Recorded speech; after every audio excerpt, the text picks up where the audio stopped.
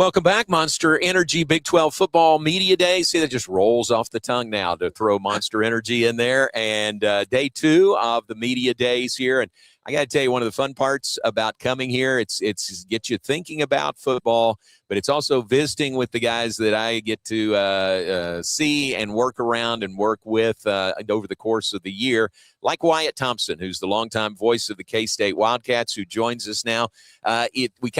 We kind of see each other maybe in football, maybe once or twice in basketball. Then you go the whole summer and we don't really see each other, maybe a text every once in a while. But it's great to see you, and looking forward to the season. Well, it's great to be back. We know football is close when we show up at the Star, right? And I can't go any farther without saying congratulations, Hall of Famer. Thank you very much. So well-deserved. Well, happy for you, brother. Thank you very much. Yes, sir. You were telling me about this is a fellow Hall of Famer, Kansas Association of Broadcasters. Yes. Right? Yeah. And how you found out when they told you. We were comparing stories a little bit, right? I know. And you know how it does. It just hits you like a ton of bricks. Absolutely. I mean, I almost had no reaction in the beginning. And then when the emotion started to take over, you think about all the things you've been through and how lucky you've been, starting with, I remember when I first started college, I don't even know if I've told you this story, and I'll keep this very brief. Hey, we got I was an animal science major. Really? I was on the Animal livestock science. judging team. Yes. And I went home at semester and told my parents I wanted to give up my scholarship, go borrow money, go back and study broadcast journalism. Wow. And of course, they let me do it. But my mother, I'll never forget this. My mother, God rest her soul, she says, well, what is that exactly?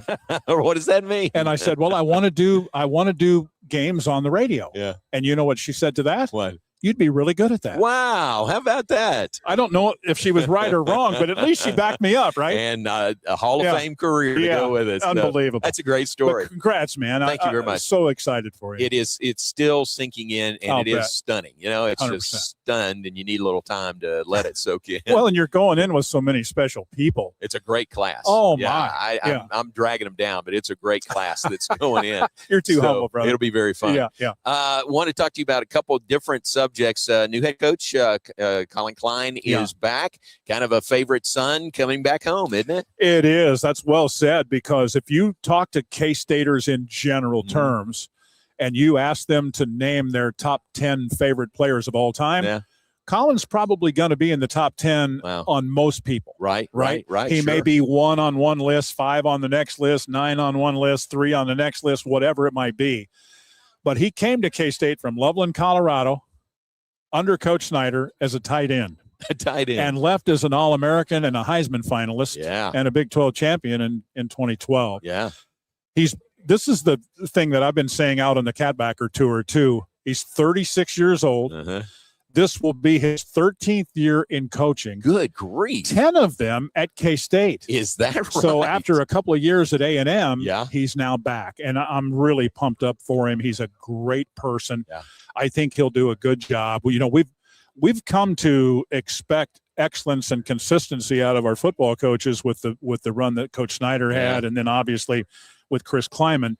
You hope that Colin will do that, and I think he will in time. It's hard that first year, and I think there are some unknowns, but I also think we have a pretty good football team. We'll see how he does, but it's so hard to not think about him first as a player because of what he did, and how he was coached, how he handled everything. I've said to a lot of people, in all the years that I've worked at Division I level dating back to '89, he might be the best football player leader I've been around. Wow. That says a lot. It does say a lot because we've had a lot of really good ones, and everybody in our league has, but you get the point. He was a great leader, and I think he's been a really good coach. I think he's going to be a really good head coach, and can't wait to get it started. And he's ready for this. He's ready for this head coaching position, isn't he? He was telling me on the way down, and I love the story because I feel like I have a pretty good sense for Kleiman and Snyder before that. But he was talking about his experience over 2 years with Waco at Texas A&M and the job that he does and just his football brain. And, you know, that's the way Colin is. I mean, those people think on a different level with football. You know, we think we understand it a little bit. Our job is to follow the ball, and you and I, you know, we've made a living at it, I suppose. But this is a different thing, you know, and I just love the stories he told about in those, that especially in the first year with Elko. You know, Colin's the offensive coordinator, a young one, and he's at Texas A&M, right? Right. But you earn trust, right? And over time, that certainly happened. And he did a good job there. They were a playoff team a year ago, and I think he's ready for this, as ready as a 36-year-old can be at the Power Four, right? But 13 years coaching experience. Isn't that crazy? Yeah, that is wild. I had no idea about that. I've told you this before, and I told Kenny Lanou this yesterday, reminded him, I always feel like I need to apologize to Colin when I see him because of that 2012 game in Waco. Oh. You guys came in number 1 in the BCS rankings. Colin Klein is the Heisman front runner at that point. Yeah. And Baylor won the game and won it pretty big, large, and kind of knocked you down. You still won the Big 12 that year, but he didn't win the Heisman that season. It was a huge win for Baylor. It was a huge win. Yes, but I always felt bad for Colin Klein personally because of that. And it was one of K-State's best teams ever. Yeah, right. Yeah. Now, they were a little bit beat up, but that's to take nothing away from Baylor. I'll even say it this way: in all of my years at K-State, that probably was the hardest broadcast for me to finish of all of them, because I'm just being honest about it. I never expected to get roped like that. I mean, we, as a good friend of mine used to say, we got our feelings hurt. That's pretty good. And we certainly did. Yeah. Baylor played great that night. 52-24 was the score. And they were at a different level. Just speed-wise and athleticism. They were so good. Yeah. Fun to watch. I don't know if I've ever told you this about that game. Early in the week, I got Coach Brow's pregame on Monday because I was leaving for a basketball tournament. And I go into his office. He looks me in the eyes, a little more intense than he usually does. He said, "We're going to win this game." Wow. And I said, yeah, that's great. And he says, "We're going to win this game," with emphasis, Yeah. And I don't know what it was, but that was Monday of that week, and he just felt really good, and Baylor played really well that game. They did. That was a big win. Oh, no Sorry question. to bring that up. No. You know what? When you do it long enough, the good always outweighs the bad. Sure, right? that's right. Those couple of 2 or 3 like that, they sting a little, even after all these years, but it's true. It's a little less as you go. With Colin Klein taking over, replaces Chris Kleiman, who I really liked. And what a great job he did. Hated to see him step away, when he did. Kind of understand why he did that. It's an interesting thing because I don't think he was tired of coaching at K-State or anything wrong with K-State. I think he was really burnt out on the state of the game. Yeah. Meaning how things are now with the name, image, likeness, the transfer portal. He told me at one point, it's so frustrating to sit down with a prospective student athlete and his parents and a handler, whatever. And the first thing that comes up is the money. Yeah. I think that really was hard setting with him, Sure. Chris was one of those guys. I spent 7 years working with him and loved every second of it because he was such a football guy. And I talked about consistency earlier.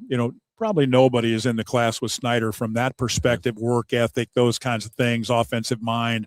Kleiman was a defensive guy, but he was really consistent in the way he coached. He wanted the players to lead the program. Great person, pretty darn consistent. And when I'll never forget the day I walked in to his office once he resigned, and I don't think I ever had called him Chris up to that point. It was always Coach or Coach Kleiman or whatever. Yeah. And I said to him, "Chris, are you okay?" And he said, "Wyatt, I am at total peace with my decision." Wow. At that point, I'm thinking, if you're going to tell me that, right? And then 30 some hours later, I'm hearing Colin Klein's going to be our guy. Yeah. I was okay. Yeah. I mean, you move on, right? Kind of gave you release. But I will definitely miss Chris and working with him because he was such a good man and a good pro. Yeah, I appreciated the times mostly here that we got to talk to him and cross paths. Yeah. We always traded Jerome Tang stories. I said, is Tang on the sidelines with you? And he said, yeah, I can't keep him away from football. Yeah, he loved it. He was funny. He came to practice a lot, and so did his staff for that matter. Yeah. And I hate it the way it ended. You know, I mean, you know what kind of human being he is. Great. And he was always good to me, man. I wish it had finished a little bit better, or he was still there, or whatever you want to say. But I had a lot of fun with him in the time he was there. I know you did. Yeah, that Elite Eight run was pretty good. That was pretty good debut season for Coach Tang. Yeah. With the coaching change, Joe Klanderman became available. He's your longtime defensive coordinator. He is now on Coach Aranda's staff at Baylor as the DC. Listen, you know him better than I do, but I love Joe Klanderman. I am glad he's with Baylor. He is a huge asset to Baylor football. That's so well said, Jamie. I remember talking to you about it when this happened, and I said to you, you're going to love him on a lot of different levels. His wife is awesome. His family is awesome. He's great. And I don't mean just as I mean, he can really coach too. Yeah. We were talking off air there a moment ago about watching him with the individual players coming in and out of his office, waiting to interview him, each week for our pregame show and stuff. He just had such a great rapport. And I think what I learned over the 6 years that he was the coordinator is how much he believed in the system in which they worked. A lot of that was Chris Kleiman, but a lot of that was Joe Klanderman. I wish him nothing but the best. And he's another guy that I'm going to miss because wow, he's a fantastic person and also a very, very, very, very fine football coach. I can tell that already on both fronts, and Baylor is so fortunate to have him. Dave would say, maybe you heard Coach Aranda say, that he'd be watching tape of Baylor's next opponent, and maybe they're playing Kansas State, and he would see things that K-State was doing defensively and kind of make note of it and take advantage of it. And it kept happening. Sure. So that's how he first became enamored with Joe Klanderman. Yeah. And, when things happen and, guys, I was hoping Joe would be able to stay with the new coach. Right. Didn't know for sure. Yeah. When I heard, though, that he was not going to stay, that was kind of a downer. A little of the edge came off when I found out he was going to stay in the league and be at Baylor. Now, good. I won't like going head to head with him, right? And it may be a little odd for you too. Yeah. But I was so happy for him because I know what kind of person and coach he is, and I always have been of the belief that good things happen to good people, and that was a good thing that happened to a good guy. Yeah, that's true. It's very well said. Yeah. Well, great to see you. You got a little summer left? You got a little time left? Yeah, a little bit. July will be a little bit slower. It seemed like last year when we were here, we were getting ready to go to camp because of the Ireland game. Oh, that's right. It was early last year. Yeah, and this year we don't start until the 5th of September. So a little bit back to normal, and we don't leave the state until the last Saturday in September when we go to Cincinnati. We've got 3 non-con games at home. That's pretty good. Yeah. Here's a fun fact for you. You ready for this? Yes. Chris Kleiman's first game against Nichols. Nichols will be the opponent for Colin Klein. Wow. Yeah, how about that? That's great. That's great. Strange. September 5th will be here before you know it, You right? ain't lying. Yes, sir. Great to see you. You too, brother. I appreciate you. Yeah. Thanks very much. Congrats again. Thanks very much. Wyatt Thompson, the great voice of the Kansas State Wildcats here at Big 12 Media Days. We'll